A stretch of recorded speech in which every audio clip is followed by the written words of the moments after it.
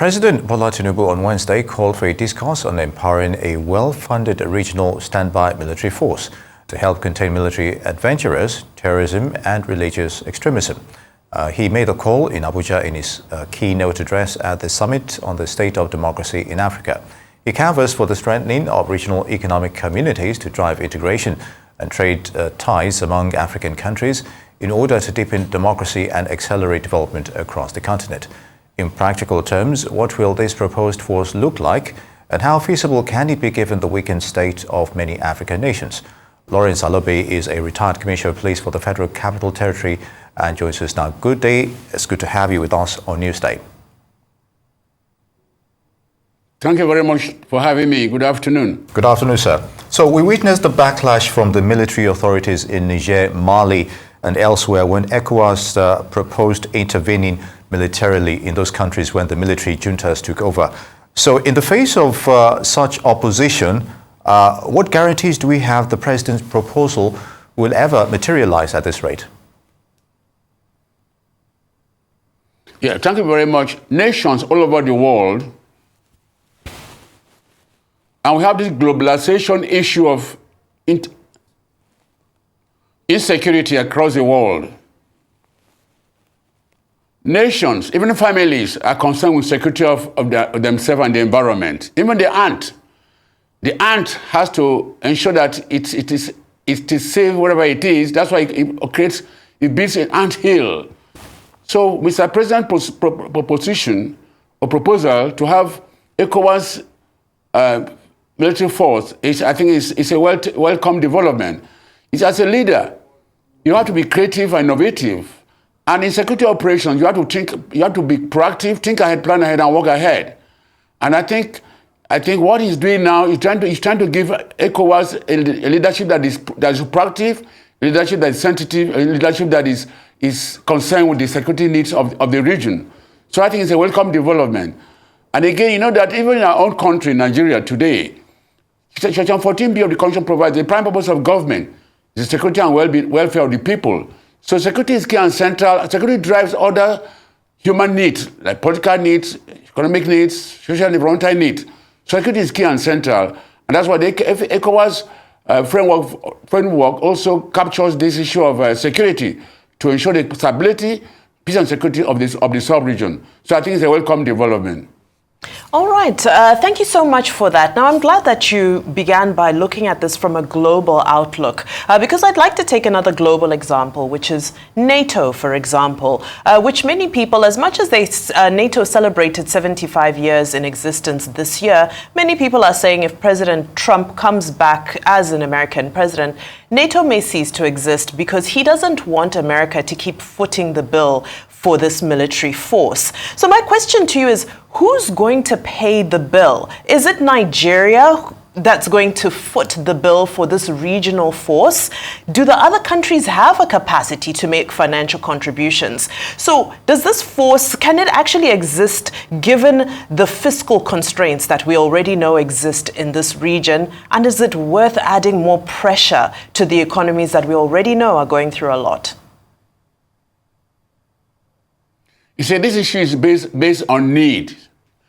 Security of the sub-region. I don't have to neglect that the fact that globalization, crime and insecurity is snowballing to all parts of the world. And we don't just fold our hands and work them to overwhelm us, and then at that time it becomes a point where we cannot contain. So I think, like I said, it's a proactive action that Mr. President is suggesting. And this is what is going to be the needs of the region. Every country is going to benefit. And there will be a mechanism where they'll be able to show that the country will contribute based on their capacity and how much they can contribute. Because this is a consensus of the sub-region. It's not going to be imposed by Mr. President or the chairman of the ECOWAS Commission. ECOWAS, so it's something that is agreed by all the nations of the sub-region. And it is for their own interest. Other nations, like you mentioned NATO, America alone cannot decide what's going to happen to the world. The other nations are there to decide.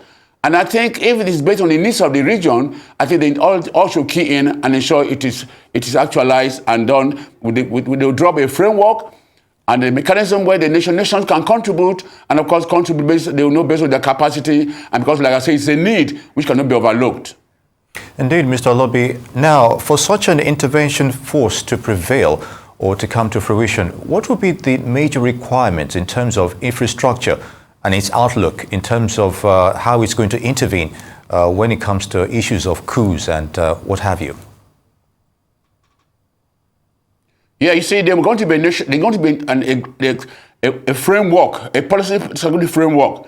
They will guide in terms of the structure, when they can intervene, what the number is, in terms of contribution, financial contribution, in terms of training, in terms of how they should share intelligence, and all the aspects that will encompass the security framework that is going to be developed. So I think, like I said, it is necessary. And I think the work of of experts who look at the drop, maybe a committee of nations will be created that look at the various aspects holistically in terms of structure, in terms of operational mechanism, interventions, when should they intervene, and the scope of intervention, and is it going to be a political intervention or military intervention? So I think it's going to be holistically addressed. And like I said, we should conquer fear. Sometimes we allow fear to overcome. When we conquer fear, and one thing I admire our president is that a man who has conquered fear. You take bold steps as a leader. You must have courage to address issues as they arise. And it is if we address them, even in the course of addressing those issues, you fail. You then come out with a different attitude of follow up or strategy to address the issue. But the point is that you are concerned with how to solve the problem. Problem solving approach to issues. This is the most concern. And like I said, it is good to be proactive. We don't have to sit down and wait until when issues happen. It might snowball to a point where we can be able to contain. So I think that this proactive action, like I said, in security operation, you think ahead, plan ahead and work ahead. That's how we can ensure that you forestall and you'll be able to control the situation when it arises. Conflict resolution, prevention, and sustenance of peace. I think that is very, very important for the region. Okay, now when we're talking about the sustenance of peace, some people might argue that, well, ECOWAS seem to have been demystified by the past crisis that we just saw, especially with developments in Niger. Now, still speaking of Niger, just last month they received about 15 armored vehicles from China. Now, if ECOWAS is now going to start becoming more militarized, are we not setting ourselves up for a regional conflict? Isn't this a concern? Even every nation has authority, the power, and obligation to secure its citizens. So if Niger, if they are trying to secure themselves, that is not a problem. But the point is that there are going to be guidelines and protocol that will guide each nation. And again, the important thing is that they're going, like I said, they're going to be guidelines and protocols and mechanisms, and when that nations will be guided. So I think that for the fact that Nigeria was having crisis today in the country, and the minister said effort is being done to contain checkmate this internal security in the country, it does not mean that we cannot actually participate in the regional effort to ensure that our region is safe and secure, that will promote peace, stability, and good governance in the region. Very good, Mr. Alobi. Now, do you think such proposal can cause for the exit of other countries from ECOWAS? We saw the backlash, what happened when the threat of intervention by the leadership of ECOWAS in terms of their taking over forcefully the governments of those regional countries and forming a regional bloc of their own as well. So is this more of a divisive concept, prospect for that to happen, you think? I think wisdom will prevail because these other countries that have exited from ECOWAS, they also think about the good of this region and themselves. They cannot exist in isolation. Today in the world, globalization, like I said earlier, promotes integration, cooperation, collaboration, and partnership. They cannot exist in isolation. They also need other regions. Even today, important fact that America is a great nation, you need other smaller nations to cooperate and assist and work with them. So I'm sure that they're going to work out a mechanism.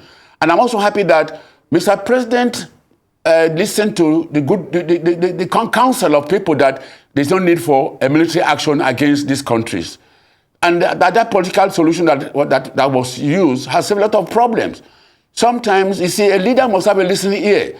And that is why the Mr. President was able to adhere to the counseling that there is no need for a military action, let political solution be adopted, and this was adopted, and now all the nations are living in peace. So I think this other nation will not feel threatened by this action. It's actually to protect all nations within the sub-region, and it's out of good intention. It's not based on any to oppress or to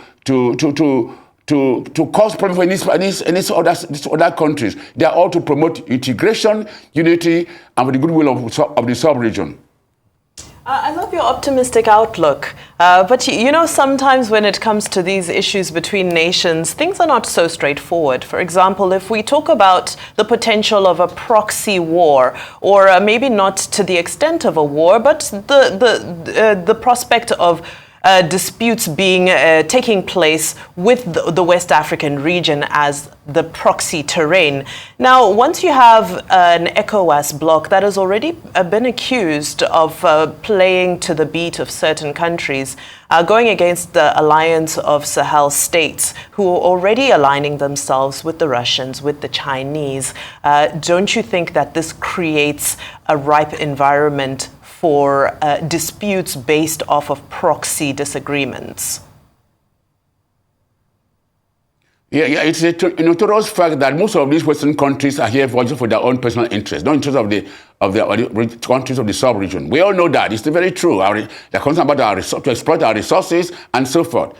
But the point is that our leaders need to understand and know that the primary objective interest they should be concerned about the interest of the sub-region and their countries, not the interest of these bigger Western nations. And we should understand the policies of the world today. These big nations are not concerned with our interests, both political, economic, and security. They want to see how to exploit us, how to market their weapons, and so forth. So the important thing is understanding. Our leaders should apply that wisdom, know that what our best interest, the best interest of the countries of our sub-region is the primary objective, and we should not allow anything to go against that. Indeed, Mr. Alobi, on a final note, what will it take for such an intervention force if it comes to fruition, if this proposal comes to light? What will it take for it to work in a multi-ethnic sub-region such as ECOWAS? Yeah, like I said, there's going to be a framework, a mechanism that will guide what kind of the nature of intervention and the nature of the forces that be contributed by each nation, even in terms of funding. There's going to be a framework. We're not just going there based on without any framework or a policy that will guide all participants or nations that are going to be involved in this effort. So I think each nation would be able to understand. They have experts to address, to actually drop a framework and a mechanism that will address the issue. So I don't think we should have any fear. Let's not be optimistic. The concern, in fact, is that the main thing is that concern with the stability, peace and security of the sub-region, and of course the individual nations of the sub-region. All right, retired police commissioner of the FCT, Lawrence Alobi, thank you so much for your time today. I always do enjoy these discussions.